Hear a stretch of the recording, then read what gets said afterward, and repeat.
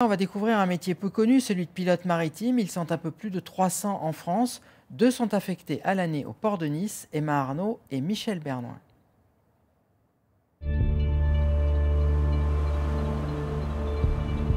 Ouais, Cappuccino Pilotage Nice, bonjour à tous. Voilà, vous pouvez vous présenter pour 630 au pilote et chez la Baborse. Conditions météo bonnes, vent de secteur nord, environ 10 nœuds à l'intérieur du port. Mon métier, c'est un peu d'être le chef d'orchestre de l'ensemble de la manœuvre. Quand le pilote monte à bord, il est là pour assister le commandant, il est là pour assurer la sécurité du navire, pour donner les conseils, créer cette équipe avec le commandant en permanence, une équipe soudée pour que les conseils et son expertise qu'il va apporter au commandant soient bien retranscrits durant la manœuvre. Donc tous les ordres de barre, tous les ordres de machine, c'est effectivement le pilote qui les transmet au commandant et ensuite c'est l'équipage du navire qui réalise les instructions qui sont données. Cappuccino, bonjour Nicolas. Oui, bonjour à tous. Pilote à bord, une entrée pour le Cappuccino, Infernay Sud, évitage bassin du commerce pour nous.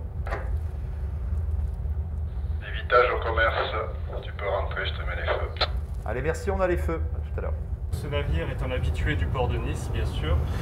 C'est un cimentier, il transporte du ciment. En cargaison maximum, on charge 1860 tonnes. Donc la taille de ce navire, c'est 90 mètres. Ça reste une taille quand même importante pour ce type de port. C'est un petit port. Le pilote est expert dans la manœuvre. Il faut comparer ça à un généraliste et un spécialiste pour les médecins. Donc le pilote, lui, a vraiment une valeur ajoutée en termes de manœuvre. Et en gros, on ne pourra jamais se passer de son expérience. C'est un vrai travail d'équipe avec un équipage. Moi, je ne servirai à rien si le commandant n'est pas en mesure d'écouter mes conseils. Et le commandant a tout le bénéfice des conseils, donc on est obligé de former une équipe et de s'entendre sur le sens de la manœuvre. Voilà, on va s'arrêter sur le feu vert. Réduction d'allure toujours, on descend à 4 nœuds.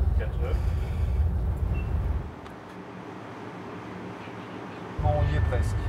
On se met vraiment à la position exacte pour qu'il puisse charger dans les meilleures conditions. Il nous reste combien à culer? Donc là, on a un officier de port sur le quai, 1 mètre. 1 mètre à culer. On a un officier de port qui nous guide sur le quai pour nous donner les bonnes distances. Parce que vous voyez, on n'a pas beaucoup de marge. Devant, on est à 5 mètres. Et derrière, on est à une dizaine de mètres. C'est un mouchoir de poche, comme on dit. On est sur des manœuvres qui demandent beaucoup de précision, avec des navires qui ont beaucoup d'inertie, qui ont des moyens, certes, mais qui demandent de mesurer la vitesse, de mesurer les distances. Et ça nous demande d'être très vigilants et d'être très concentrés. Il peut y avoir des choses qui ne se déroulent pas exactement suivant le plan, il peut y avoir une panne, il peut y avoir une amarre qui se bloque, il peut y avoir une personne qui n'est pas à son poste là où on l'attend, du trafic qui rentre et qui sort qui peut nous gêner, donc ça demande effectivement d'être très vigilant. Qu'est-ce qui vous fait vibrer encore dans le métier? Ce qu'on vient de faire, la relation humaine, c'est la moitié de notre boulot, hein.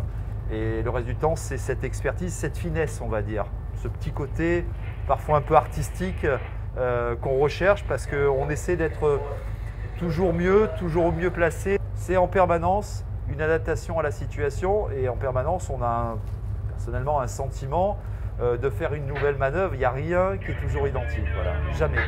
C'est ce qui fait d'ailleurs que c'est grisant. Allez, on reste comme ça, en position. Allez, bien reçu, merci.